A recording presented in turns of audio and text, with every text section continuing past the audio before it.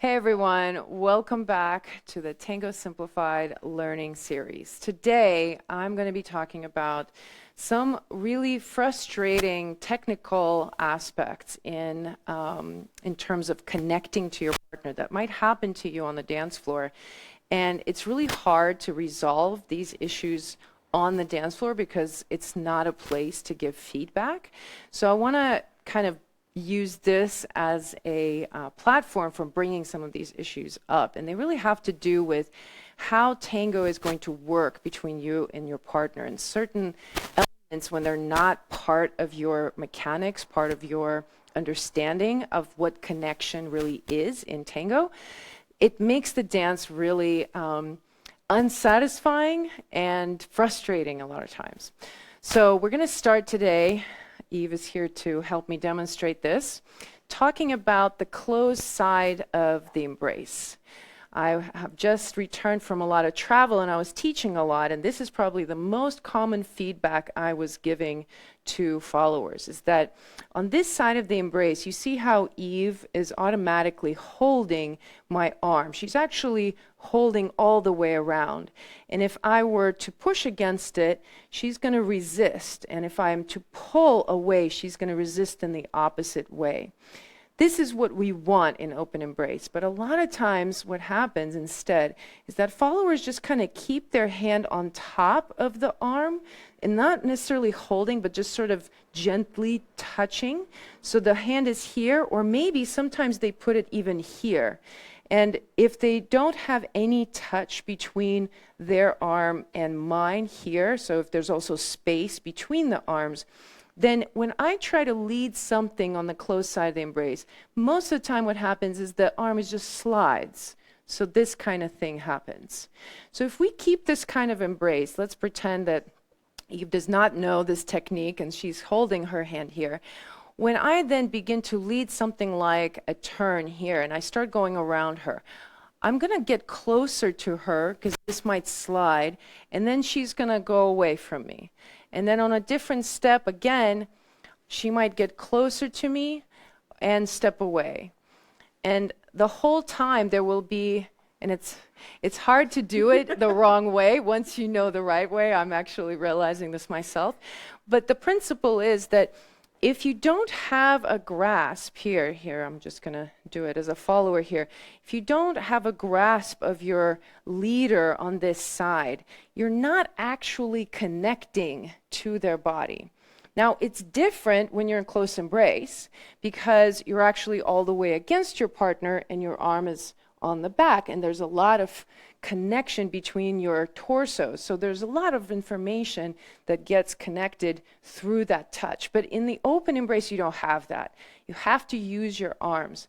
So this hand for the follower, you want to actually hold the arm, and I say as if you want to actually hold the bone inside the arm. And it doesn't mean that you squeeze really hard, but it's just that you want to grasp it and create like a seal between your hand and your partner's hand, and then have a little bit of touch between your arm and your partner's arm. In this way, we will create that possibility of connecting throughout the movement.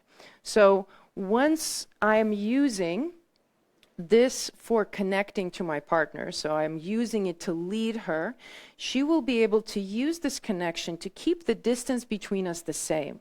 So one exercise I a lot of times will prescribe is to just dance with the closed side of the embrace, not the open, and both partners really focus on the task of keeping the distance between you the same throughout. So I make sure that I'm not moving my elbow, so I'm not moving my partner and manipulating her with my arm like I'm doing here. See how I'm changing the shape of my arm. And she is not allowing me to slide through here and get closer to her. So she's keeping that integrity in this side of the embrace. So this part of the connection with the partner, with the open embrace in particular, is really important.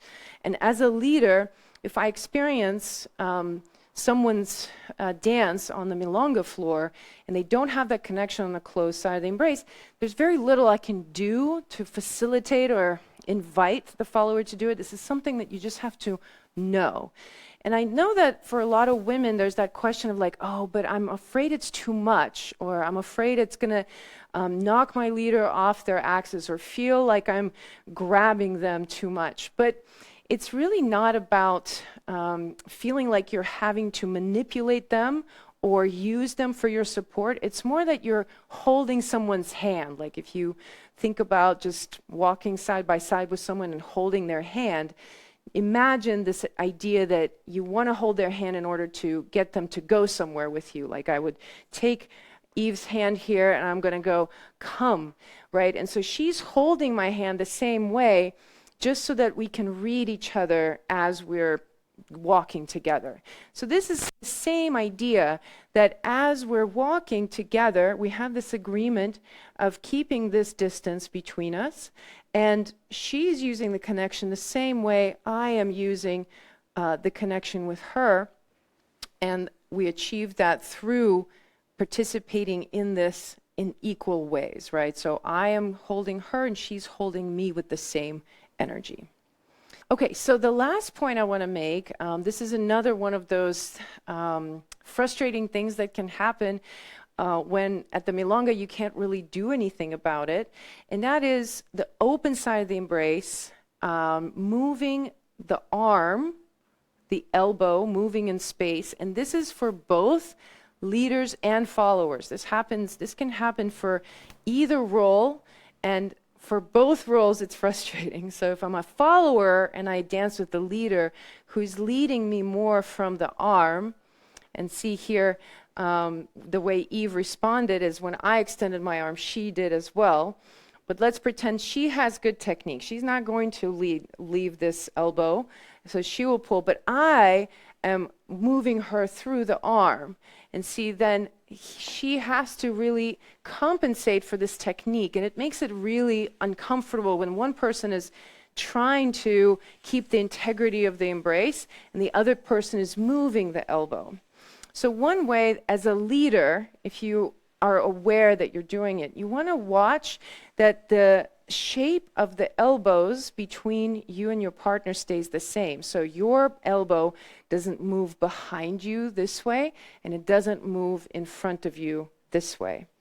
Same thing for followers. So as Eve just did when I extended the elbow, sometimes I'm dancing and I'm keeping the frame as a leader, so I'm keeping my elbow here, but when I invite the follower through the pulling sensation through the arm, the first thing that happens is the elbow extends and then the follower goes, right?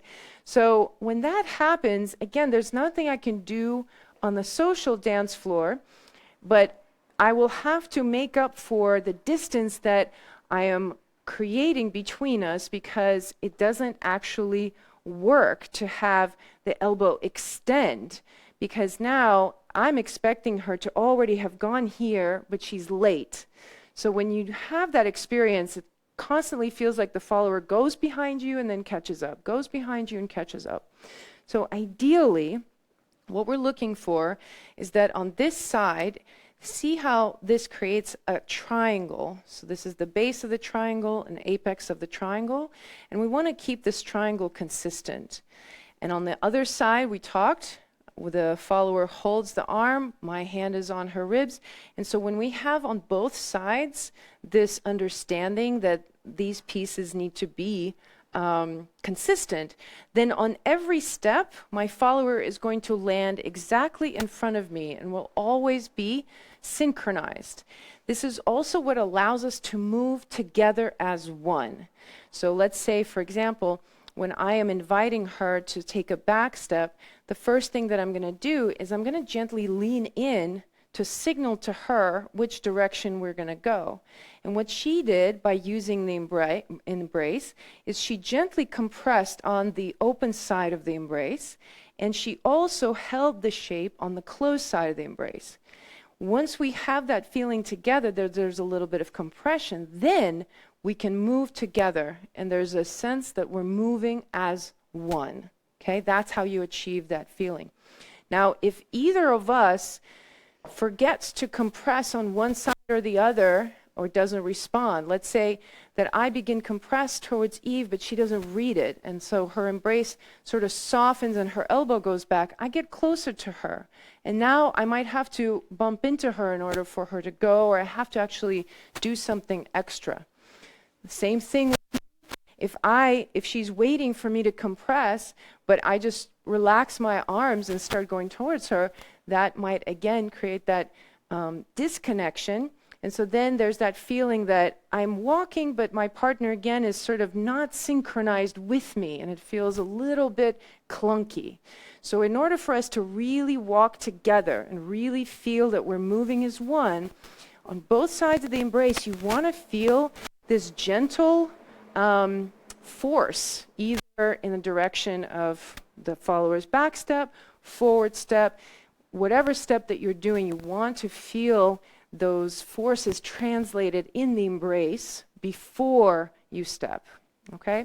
So let me know if you have any questions about this. I would love to hear from you in the comments. And if you've made it all the way through the video and it's your first time, I would suggest that you subscribe, because I post one of these every Saturday. And I hope to see you next time. Ciao.